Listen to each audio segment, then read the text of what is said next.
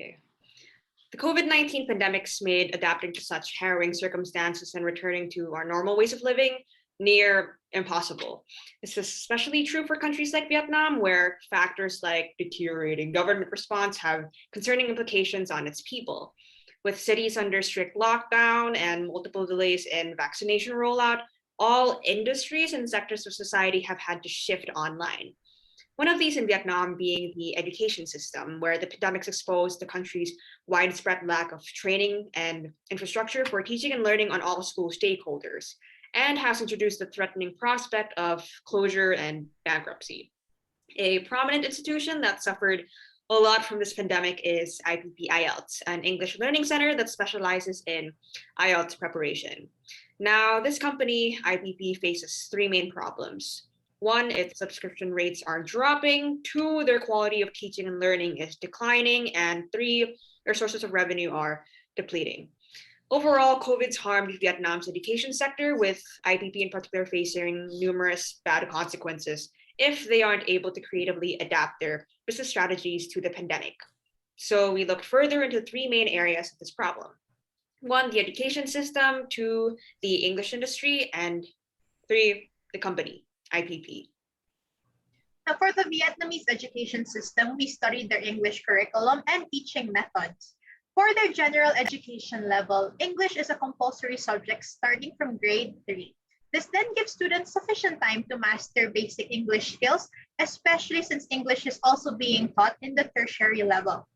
As you can see, English is integrated quite thoroughly in the Vietnamese curriculum. However, the manner in which it's being implemented poses some problems as it focuses on grammar accuracy, written structures, and memorization instead of practical application. Despite having English lessons and textbooks in almost all grade levels, Vietnam's population has significantly low English proficiency rates. The primary cause of this being the earlier stated inefficient English learning and teaching methods. Because of this, there arises a need for supplementary avenues to learn and practice English. This has led to the emergence of the English teaching industry, specifically learning centers, because of the high demand for students proficient in speaking English. There are many benefits that come with English fluency: better job opportunities, both locally and internationally, better options for universities, especially since the national exams include English, and better chances of studying abroad. This is the desire of many parents, for their children to have a better future by learning English. Hence, even at a young age, children are already being sent to English centers to improve on their skills. Typically, English centers teach younger students using standard textbooks. However, for English centers that focus on IELTS programs, their selling points are how they adjust the programs based on the needs of the students. Mastering the English language is thus a useful tool for any Vietnamese student.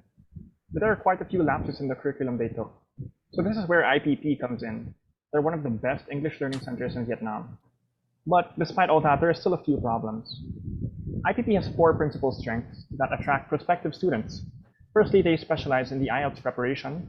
Secondly, they promise the readiness of their students to take the IELTS after taking their program. Thirdly, their teachers are internationally exposed and have attractive credentials. And lastly, IPP assesses the students prior to their enrollment to determine which program suits them best.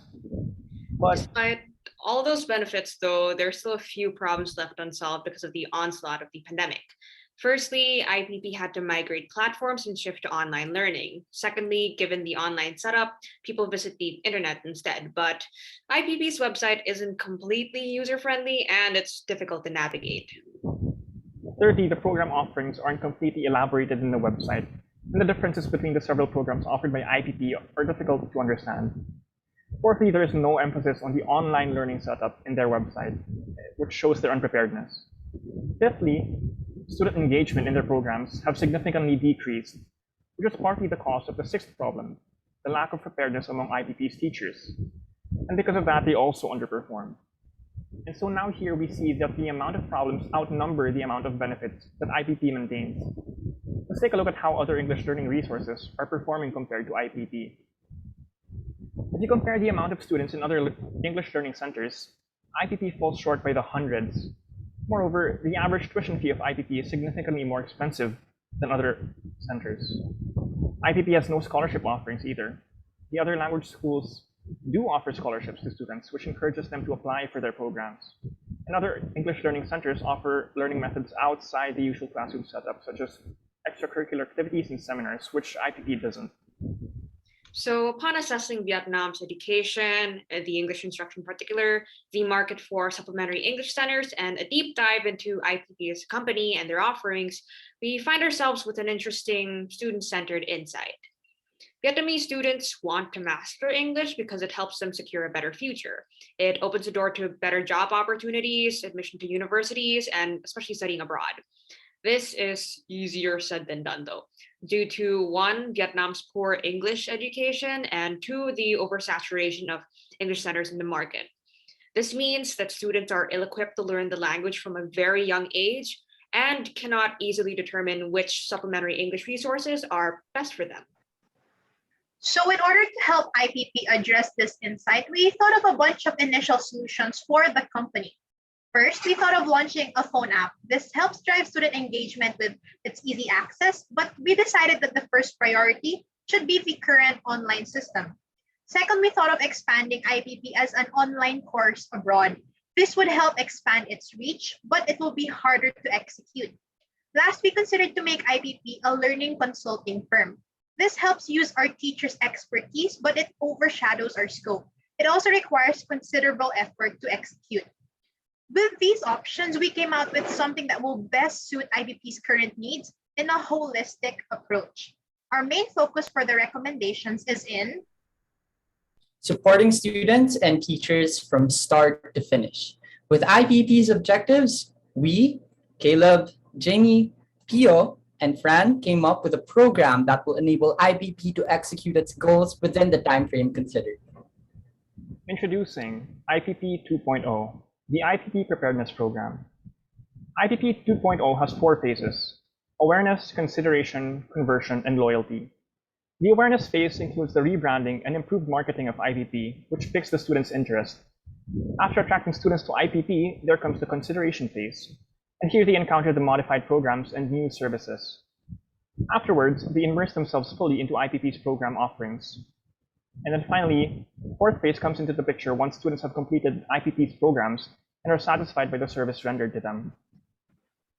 Now let's consider a potential customer, Lee Nguyen. We're going to use her as a potential customer who goes through all the phases of the experience with IPP. With the pandemic, these opportunities to grow have been limited. College admissions just started, and she's considering studying marketing in the US. But there's one problem. Her family is native. Being in the US requires more than just the basic knowledge of English. In one school fair, she sees IPP's webinar about their IELTS programs, their alumni, and their international college partners. This was interesting, but how would this be possible for her? Once she gets home, she takes out her phone and checks their social media with all of their different campaigns that show even more alumni who have gone on to pursue better opportunities abroad. She notices that they offered a discount for new enrollees within the month, found on their website. So she clicks the link. Lee then lands on IPP's redesigned website and she immediately notices its intuitive user interface. She explores the site and goes over a page that maps out her entire journey as a potential IPP student. It's looking interesting for her, but she's not quite yet convinced. She checks out the courses IPP offers and makes use of the filter feature and comparison tool to gauge which courses she might be interested in. She checks out more pages on the website and stumbles upon the many partner institutions IPP has, one of which was the old English center she enrolled in back in primary school. Lee recalls having a positive experience there and begins to entertain the thought that IPP could be of quality. Lee afterwards comes across the free IELTS learning materials on the website. Because of the disappointing English curriculum that she took, she falls short in the English language. So without any second of a doubt, Lee downloads the free IELTS resources provided by IPP because she knows that IPP is a renowned and distinguished learning center. As she navigates the website, she also comes across a free entry assessment, which diagnoses her level of competency, determines her goals and needs, and identifies her learning style. She takes the test, gets the result, but still isn't fully convinced to enroll in IPP. That's when she comes across a trial class. This gives her a sneak peek into the IELTS training program of IPP, and it thoroughly impresses her. Now, before Lee's onboarding, she is given access to her account in IPP's LMS so that she can browse through the introduction course to help her better navigate through its features. On her first day, a teacher explains the program, IPP's LMS, and her schedule, which includes one-on-one tutorials with her assigned mentor and practice sessions with her partner through the buddy system. The teacher also explains that through her entrance exam and behavioral assessment test, the teaching and learning method will be adjusted to cater to her needs, such as integrating exercises related to her desired course, marketing. For the first few weeks, Lee struggles with practicing her listening and speaking skills, making her feel demotivated, as she feels that she isn't making much progress. But after sharing the struggle to her mentor, she decides to follow the advice that was given to her, which is to join the special student gatherings. Although she was hesitant at first, the informal learning environment helped her better practice her English and get to know other students as well.